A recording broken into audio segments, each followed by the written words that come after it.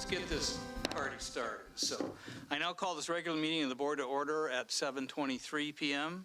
We'll take a moment of silence to be followed by a pledge of allegiance.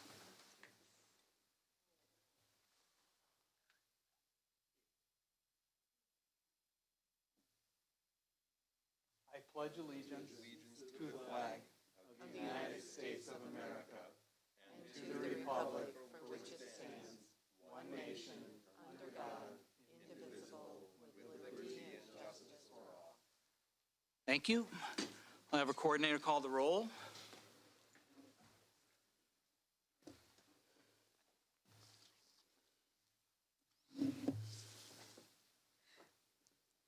Mr. Dixon? Mr. Rollins? Here. Mr. Scrivano? Here. Mrs. McCulloch? Mr. Siegel? Here. Mr. Connor? Here. Ms. Stanford? Here. With 7 present, we have a quorum. Thank you. I'd like to thank Rod, and I don't know if Connor's here or not. Maybe he is here. Helping behind the scenes. I don't know. Earl, is Channel 20 working yet? No, sir, not Okay, yet. all right, thank you. Okay. So, Still but working. they can watch on YouTube, right? Yes, they can watch They it on can. YouTube. All right, Visit our okay. website, yes, sir. Very good. Okay. So I don't believe we have any speakers for tonight, so I won't have to read through that. And so we'll ask at this time if there are any board member comments. Mr. Connor. Yep, I said this at our smaller meeting, and I was actually hoping that it was back up, but one thing I will say is it was a notice in the paper about Steve Appel, who is both a trustee president of the Village of Cherry Valley, was very involved in both the donation of the land and the development of the new elementary school as part of the village. So I wanted to at least recognize him and the important role that that he played and that he'll be missed. Thank you, Mr. Dixon. I received a phone call today, earlier, and she wished me happy school Yeah, board. but it's not actually today. It's not? It's this actually, week? it's not till November 15th. Oh, I well, looked it up. I will wait till November There you go. 15th, Okay, and I will sure, I say did. that. So disregard. Yeah, no, she did call me too, and I just said it's usually closer to Thanksgiving, so I did look it up, and it's November 15th. But it's never too easy to celebrate the Board of Education. There you go. Okay. Good recovery. Good recovery. Mr. Rollins. I just want to say, things are slowly returning to normal, which is great. I want to thank again everybody who's been working very hard. I know our IT department has been working very hard, and I know the staff appreciates that. I hear that from my wife. I know that there continues to be angst because we haven't given a definitive statement about whether any personal information was compromised. What I will say is, and I think everybody sitting in this room knows this, and apparently nobody's watching on Channel 20 because it's not up. But if anybody watches on YouTube, I mean, my wife works for the district, and it's not like she has a different bank account than mine. That's my bank account that is in the school district's system.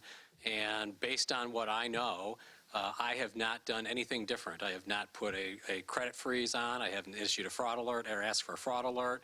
I haven't changed any of my practices based on what I've been told and what I know. And I'm not aware of any of the administrators that have either. So, I'm eating the cooking. And they can't give you a definitive answer and won't be able to for some period of time. But at this point, everybody I know feels fairly comfortable, and all of their own information is in the system too, that information has not been compromised. So I hope that puts people at ease a little bit. Sure. Thank you. Mr. Siegel. Kind of along the lines of Mr. Rollins, a month into this huge challenge with our technology, I do continue to hear great feedback from parents that teachers continue to be innovative and persistent with working with the limitations that they have. And I'm really grateful for that, because at the end of the day, the rubber still needs to hit the road. And I appreciate that the teachers and the principals and all the staff are continuing to make sure that happens. Thank you. I just wanted to share one feedback that we heard yesterday at the district leadership team which includes some teachers and principals and our REA leadership and whatever, because we asked for feedback on how the start of the school year went. And I will share with you that the majority was great things to hear about one of the best kickoffs to a school year we've ever had was said. One teacher from Guilford, we heard, said it was glorious because the cell phones were not usable, so that was great. So I said, Jude would appreciate that. So, but the other thing I did ask about was about, did everybody get access to their rooms? Because we've always heard that has been an issue, and everybody was comfortable with that. They also shared that the later start in September was nice, and some people said it didn't really feel any different. Some people said felt like we had a longer summer or whatever. But the other question I asked about, for Mr. Connor's sake, was cleanliness of the buildings. And by far, everyone said fabulous condition. And we even had a principal from Guilford who shared that he had an outside former from another, principal that came in from another district or whatever, and said that he couldn't believe how clean our buildings were. So, that's a long way from where we were a few years ago with the cleanliness of our buildings. So that was really good, positive things to share. So thank you to everybody that played a role in professional development and registration. There were some suggestions on how to improve registration. So we're going to work on those things, but a lot of good, positive things to the start of the school year. So, anyone else? Okay, we'll move on then to consent portion of our agenda, including the meeting minutes from our special board meeting on October 1st and the meeting 9/24/19 meeting minutes, the payroll, accounts payable, purchase orders, construction bid request log, contracts under 10,000, and travel. 7A has been pulled.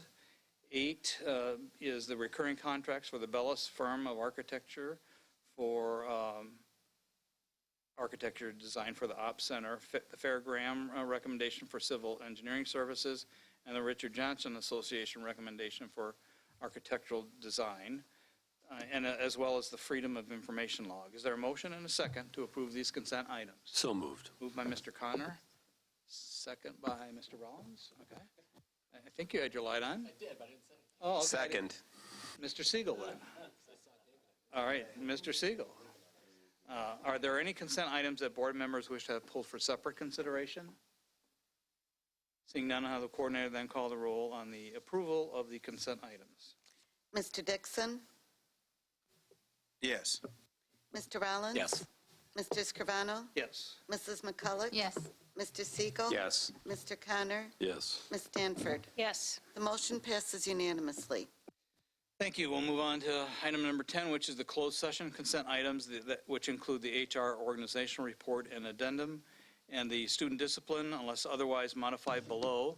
The board adopts and accepts the hearing officer's findings and recommendations in the following cases in which students expelled or suspended are prohibited from being on school grounds and school-sponsored activities without the prior written permission of the principal. Student 4301 is expelled for the remainder of this school year, the 1920 school year, and through the first semester of next school year, 2021. Students 4302, 4304, and 4305 are expelled for the remainder of this school year, and student 4303 is expelled for the remainder of this school year through the end of the 2021 school year. And then we had student discipline EIAs for students 3941, 3942, 3945, 3946, and 3947. Is there a motion and a second to approve these closed session consent items? So moved. Moved by Mr. Connor, Second. second by Mr. Round. Any consent items that board members wish to have pulled for separate consideration? Seeing none, I'll have the coordinator then call the... Oh, Mr. Dixon? 11, D, and E. You can run them together.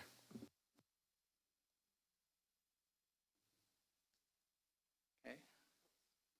Mine aren't labeled like this. Okay. Okay. Okay. Okay. Any others? Donna, the coordinator, then call the roll on the items not pulled. Mr. Rollins? Yes. Mr. Scrivano? Yes. Mrs. McCulloch? Yes. Mr. Siegel? Yes. Mr. Connor? Yes. Ms. Stanford? Yes. Mr. Dixon? Yes. The motion passes unanimously. Okay, now I need a motion and a second to approve the expulsions for student 4304 and 4305. So moved. Moved by Mr. Connor, Second. second by Mr. Rollins. No discussion.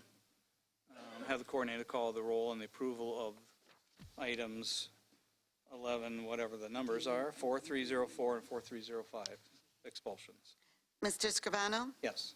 Mrs. McCulloch? Yes. Mr. Siegel? Yes. Mr. Connor? Yes. Ms. Stanford? Yes. Mr. Dixon? No. Mr. Rollins? Yes. The motion passes with 6 yeses, 1 no. Okay, we'll move on then to our next agenda item, which is the superintendent's report. Dr. Jarrett. Thank you. In lieu of giving the superintendent's report, I've asked Mr. Barthel and also Heidi Detman to spend a little additional time talking about a bid, an over $3 million bid that we pulled. And what is at issue is, I think, giving the board just a little more time because to think this through a little bit. And there's one core issue that I wanted everyone to contemplate and make sure we were all on the same page before moving forward, and that is the issue of whether or not we would continue on with the strategy of teachers having desktop computers to manage their smart board and a lot of their classroom functions and having separate laptops, or if it makes sense to save some dollars on that and have laptops serve both the desktop function as well as serve as a laptop. We ultimately believe as an administration that it is in the best interest of the district to invest in having the two computer structure, but there's been a lot of debate over the last few years, and I want to make sure everyone has a chance to weigh in on that issue tonight.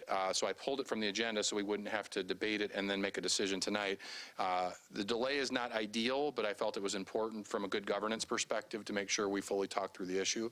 So Mrs. Detman and Mr. Barthel are going to give, I think, 3 or 4 key reasons why they think this is the best decision in terms of productivity and what's best for running our district. But we obviously want to hear from board members about this decision because it will increase the cost by having everyone essentially have multiple devices that they work with. So with that, I'm going to turn it over at first to Mrs. Detman. Sure. So I just want to kind of give a little context for the analysis that Jason will present. We wanted to look at this first and foremost from the impact on instruction in the classroom.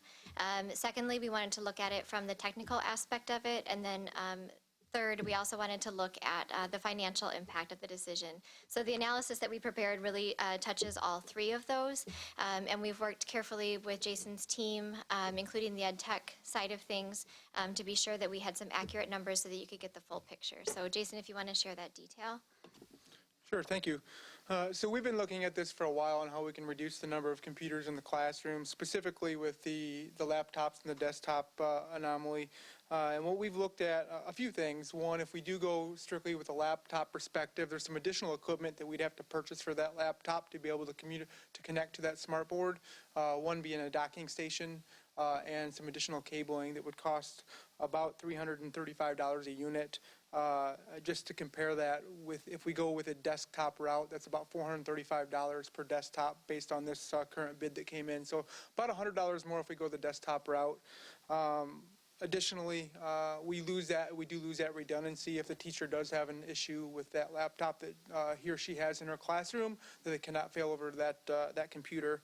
As what we saw when we were going through with the smart board upgrade here this past summer, a lot of the rooms are not conducive for, we got teachers with desks in the back of the classroom where they may have their laptop, and to have that laptop tied right up at that, right next in close proximity to that smart board is, from a user experience, is a little bit difficult to work through.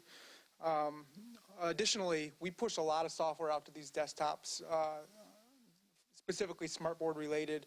And when I have a mobile device like a laptop, it's very hard to do that if I got a teacher taking a laptop home. So what happens is we get inconsistencies in software. So it makes it, from an IT perspective, hard to manage too. So having a fixed asset in that room allows us to assure, we have that assurance that we have that update pushed to that device.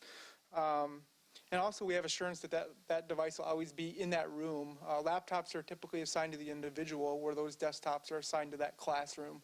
So if we got a teacher out for an extended period of time or out for PD and they have their laptop with them, and if someone else is coming in that room at that point, there is that desktop that's still there that can work directly with that smart board. And again, there is the cost difference if we go to a desktop compared to having that additional equipment. It's about $102 per machine. Of all the devices that are on that list that I provided earlier this evening, of those 3,500 desktops, about 1,610 are the number of devices that would be associated with that secondary PC, that desktop in the classroom. So the remaining ones are for labs and things that we actually critically need for the students to be able to work on. So of that number, there's only 1,600 across the district. And when we did the smart board upgrade earlier this summer, the 375 smart boards, those new middle schools did end up getting a desktop as well. So the total cost difference, I mean, you mentioned the per unit cost is, about $100 per unit. The total net difference is about $165,000 out of the more than $3 million. And that's to provide the desktop with the stability versus having the deck, the Thunder cable, and the accessories to make it accessible for the smart board. And there would be an additional cost to, there would be some additional soft costs in retraining the teachers on how that would work too. Again, they're unplugging and replugging in devices, so there's potential additional wear and tear that we'd see on those laptops as well. Okay, comments or questions? Mr. Connor. Full disclosure, I'd asked a number of questions, so I'll at least bring those up.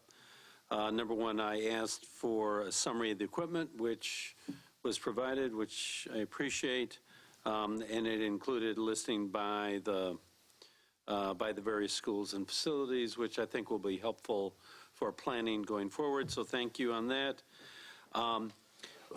I did ask about the fact that there were no other bids, and so there were several line items that, again, I appreciate getting the answer from finance. One is that this was consortium pricing, and directly from Mrs. Yar is that consortium was a $3.6 million price. Had it not been through that, it was $5.8 million. So it was a huge difference. I'm not sure Can that's I, accurate. yeah, that's consortium pricing. If we would have went consortium without bidding, it would have been that 5.8. 5.5. And so when we went out for bid, we did it for 3.6 to compare apples to apples for the purchase price. Right, So, but the point is that yeah, we saved a lot of money. Yeah, Yes. we saved a lot of money, so, By not yeah. going consortium. Yeah, by not going no. through. No, this is all the Microsoft. And then I also brought up about the fact that local entities didn't bid, and the explanation was simple, that they were offered it, but the local companies chose not to bid because they couldn't fulfill this particular bid. So that made sense. I also asked, was it because of the recent situation?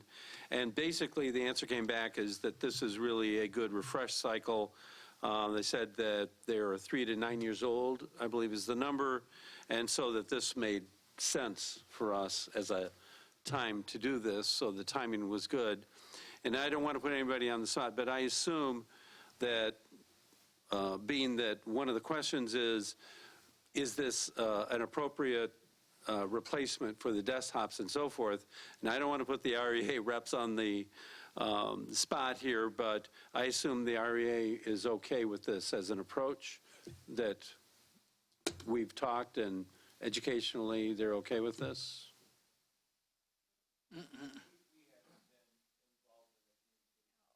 Okay.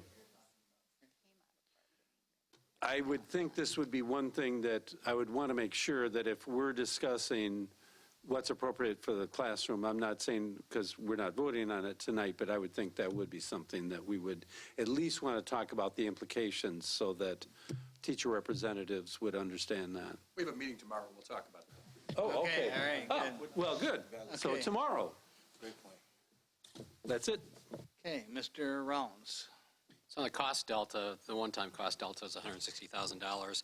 Do the ports have to be refreshed on the same cycle as the desktops? Are you speaking of the The docking docking stations? ports, the docking stations, yeah. They don't tend to age as quite as quickly as especially now, as what the computers would.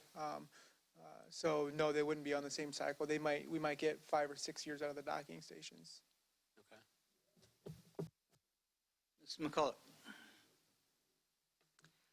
So I thank Dr. Jarrett for bringing this to the board for a conversation, because there's been conversation about this for the last couple of years about whether or not we need duplicity in terms of our technology and devices.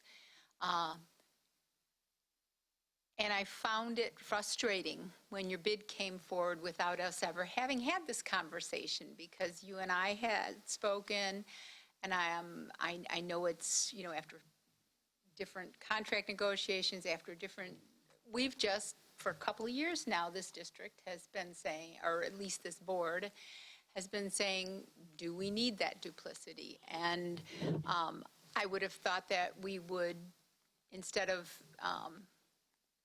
bringing the whole bid forward and saying, well, we just decided basically, administration, because that's what we bid out, that we would go with the desktops, that we might have had that sooner. So that was difficult for me, and I thank Dr. Jarrett for having delayed this so we could have a conversation. One of the reasons we were discussing this is because there was some, at one point in time, and it isn't district-wide, but the care of the laptops and some of what we had going on with whether or not they were making it to school or their personal use, this, that, and the other was, well, we have the desktop as a backup. So there wasn't, I don't think, always the same level of respect. The piece about substitute came to us often, and the question was, well, can't there be laptops at the office, at the school, so that when a substitute comes in, that they are signed out a laptop so that they would be able to use the smart board in the room. I understand that there is some training involved with that.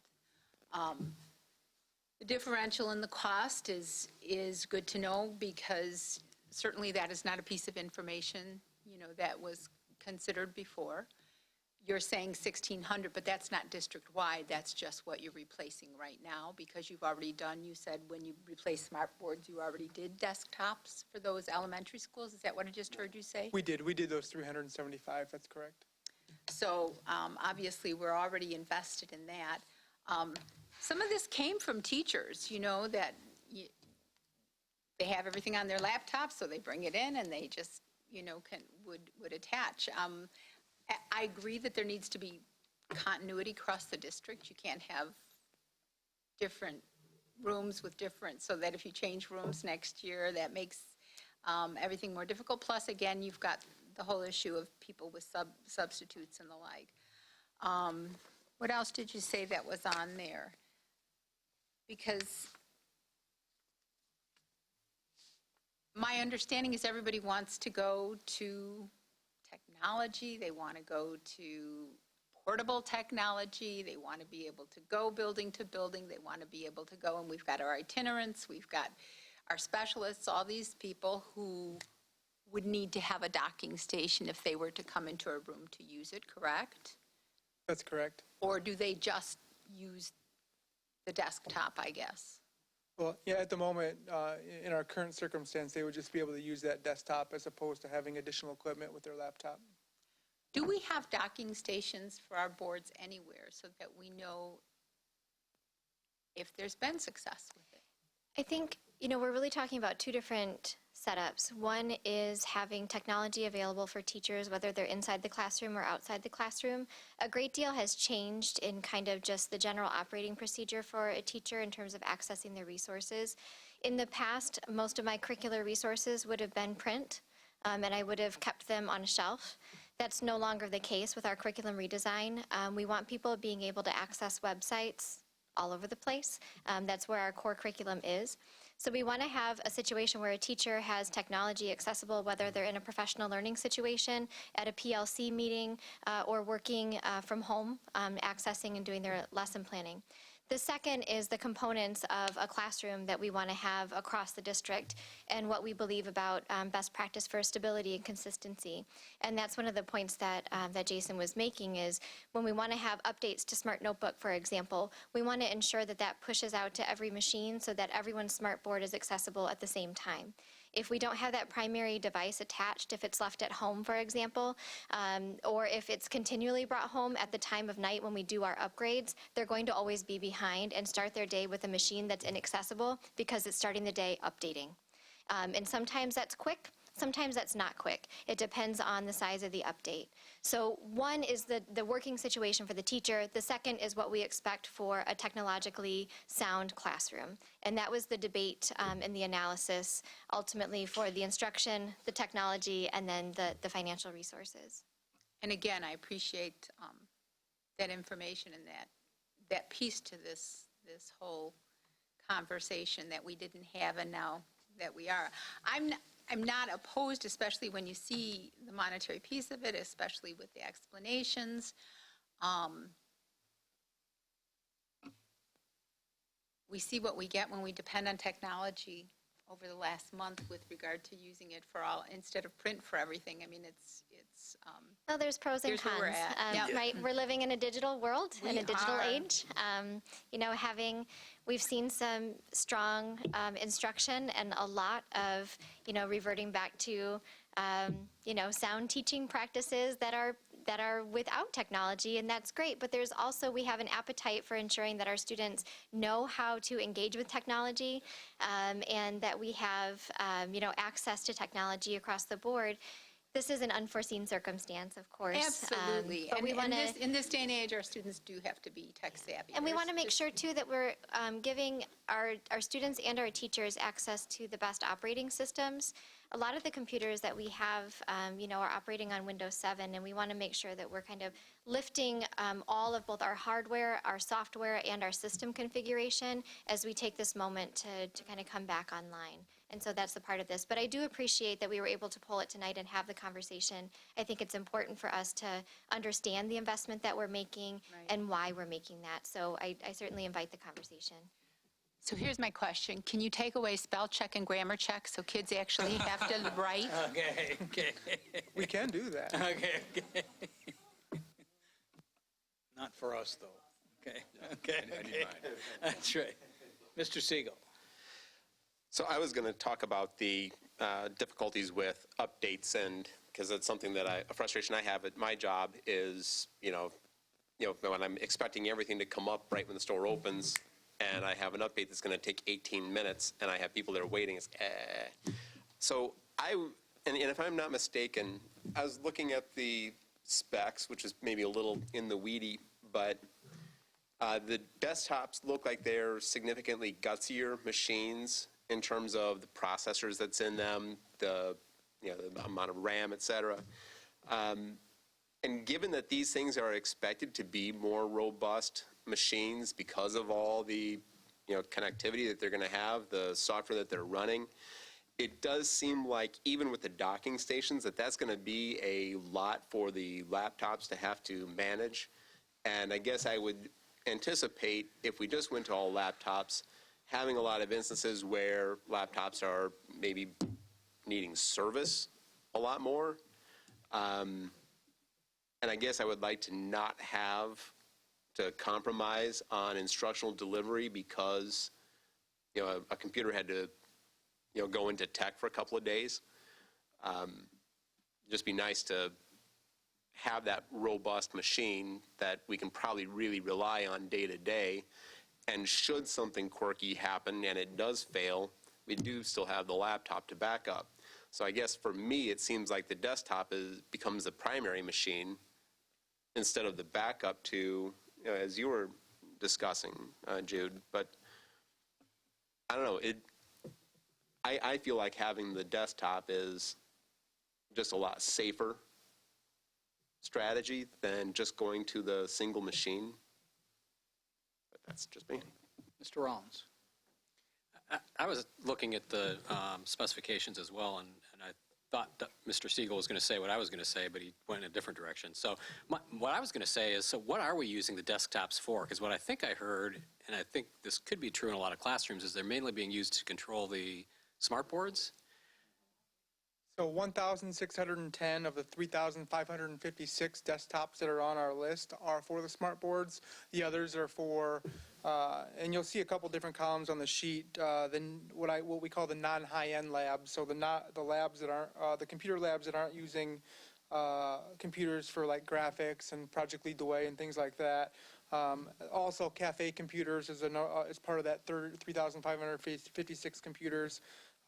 Across the district, and some of those are even computers that are used by our administration as well. So out of that 3,556, 1,610 are the only ones that are used for the smart boards. The rest, again, are for student use for those labs as well as those workers in places like the cafeteria and operations. So I was looking at like the physical disk size at 600 gigabytes to 2 terabytes, which, aren't we storing most of the stuff in the cloud now, which is, as we've discovered, since we can't get to it anymore for the past month. I mean, do we really need that much memory on these computers? So with the hard drives in there, with the bids that came, with the bid that came through, to do customized size, actually it costs a little bit more money because they have to customize those computers. So they're including that into the cost. It's a production issue when they do that. So they really just don't make them any smaller than that anymore, is what you're saying? And they do, but they don't mass produce them. And we've seen that. Believe it or not, there were some computers that were purchased a couple years ago that we actually paid more for less RAM memory and less hard drive space because they had to custom make them for us. They're typically not asked for the smaller sizes.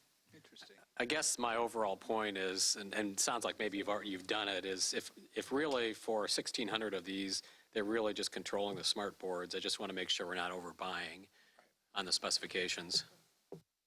Okay. Mr. McCullough. So we just replaced the hard drives all across the district, right? But these new computers that'll come in, obviously they'll have new hard drives as well. So what we've replaced will be obsolete or sold, or what do we do with all the stuff you just upgraded? So the hard drive piece was a stopgap measure. Those hard drives will be able to be repurposed when we pull those back in for other projects that we have moving forward. However, we needed to be able to address No doubt. I just wondered what happened to this investment we just made. Yeah, those will be able to be repurposed in a number of different ways throughout the district, and it gives us also some things to work with if we have computers that we need to address things with going forward. So we'll be repurposed. We're grabbing those hard drives out, and we did put those hard drives in machines that are anywhere from 3 to 8 years old. So while we put that hard drive in to fix our current situation, they're still not running obviously adequately because we're running on other old hardware. So. Sure, yeah. That wasn't. Thank you. Mr. Connor. Yeah, the one thing I'll point out, because we're really starting to touch on what I consider our strategic positioning of technology, is that the reason you go to things like a laptop or, for that matter, an iPad, irrespective, is there's a certain amount of flexibility with it. But it's really not just the hardware part. I would almost be more concerned, me personally, about software and how all this plays together. And I think what I would say is we have a larger issue about what to do going forward. It's frankly why I keep basically nagging about the textbooks and the digital. I think there's a larger conversation, and hearing the board comments tonight, it's clear that there's a number of trends that we need to come back. And I know you're aware of this, but I'm pointing it out for everybody to say, this is a lot of money. 3.1 million, or right, and it's split over 3 years, but I mean that's a lot. And so at some point we have to ask ourselves, and then Mr. Rollins brought it up, hey, gee, we weren't able to go to the cloud and so forth. I think to have our options, including the software, how it ties to curriculum and the rest, is a large discussion, and I don't know when the appropriate point will be for that, but I think we really, from my point of view, sooner rather than later, need to sit down with our constituent audiences and say, what makes sense for us educationally going forward. So I would say that's the conversation I really want to have, other than just, if you will, tactical replacement of hardware. Absolutely. And just to tie in with that, one great thing with this is the option to do a 3-year lease on this. And that gives us an opportunity to reassess what we can do in the future. And there's a lot of different things we can do from a hardware perspective alone, where we don't even have to have a desktop. We have essentially thin clients, thumb terminals, to save some costs going forward. Unfortunately, we're not at a point where we're prepared to do that. We've got Windows 7 on most of these devices, as Mrs. Detman said, and that is actually into support here in January 2020, and that's going to present a significant security risk for us, so we need to move forward on that. And I just wanted to share one quick thing. I was at a principal's office about a week before school started, just to kind of give you an idea of some of the issues we've been having with these old machines. It was a laptop, but I'd asked the principal, the individual was going to show me some of the sign software because we're setting up the new sign for Constance Lane, and she attempted to log into her computer, and it took about 15 minutes. So at that point, it was a huge realization that we have a major problem with our not having a refresh cycle for our Windows devices. Windows 7 came out in 2003. I take that back, it was 2009. And we've already missed the boat on Windows 8 and Windows 8.1. And now Windows 10 is here, and Windows 7 is no longer supported. So we really need to make sure we're keeping up to speed, even just on that software side, just from a security perspective. Any other comments or questions? Okay, so this will then come back to us at our next board meeting, right? Okay.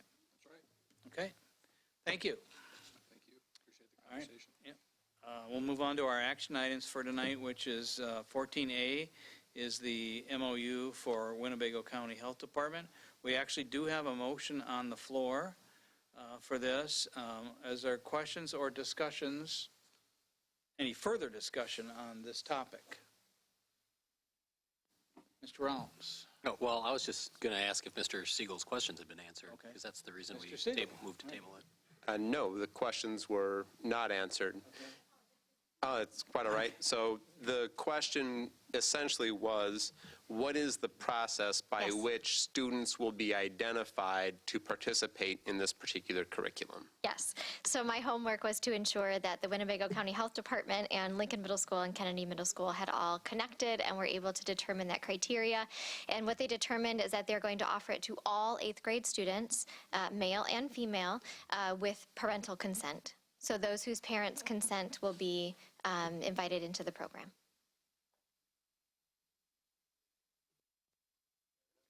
Ms. Spicoli.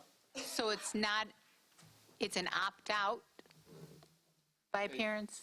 Is that It's opt-in by parents. It's opted, so they're going to have to sign a consent. okay? No. Making sure.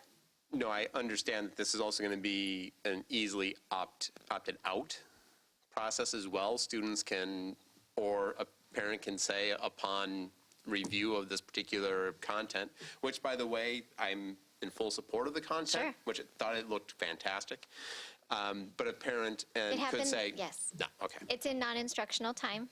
There is not a required component to this. It's, here's something that we are offering for your child, for your family, really. Parents can then opt in. And that's over lunch period and after school? What was the time? It's non-instructional time, so it'll be up to the school to determine in their partnership with the health department, either before school, during lunch, or after school.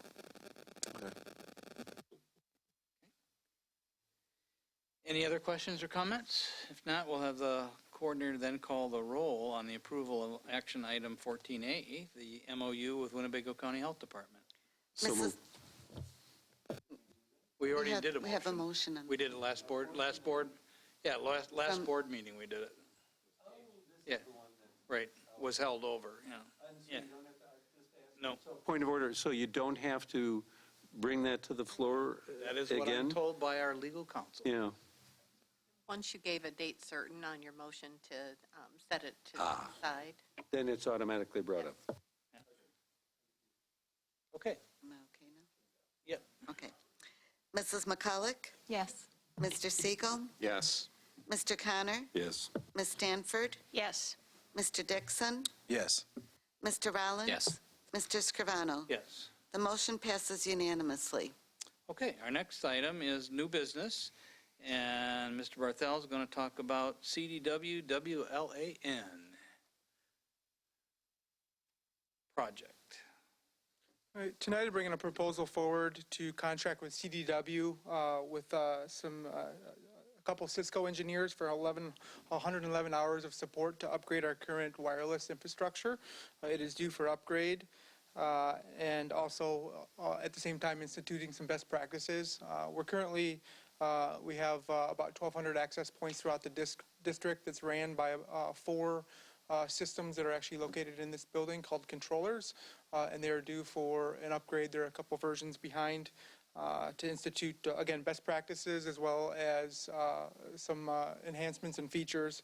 Right now, we're working on being currently functional, even with this circumstance. They'll be able to become functional here very shortly. However, it's not, they're not running as efficiently as they could. Questions for Mr. Barthel? Can I, point of order, because this is one where they're asking for us to suspend the rules. Do we not do that first before all the discussion? They are not asking for that. It's not double asterisk, and it says this is going to be on a vote at our next board meeting.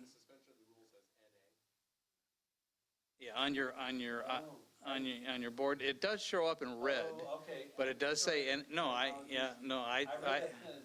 yeah, okay, right, yeah, right, no, yeah, so, yeah. Any other comments or questions on this? Okay, this will come before the board at our October 22nd board meeting then for a vote. Are there any further comments or agenda recommendations by the board? If not, I'll take a motion and a second to adjourn. So moved. Moved by Mr. Connor. Second. Second by Mr. Siegel. All those in favor? Aye. All right, opposed, same sign. We are adjourned at 8:05 p.m. Thank you. Okay.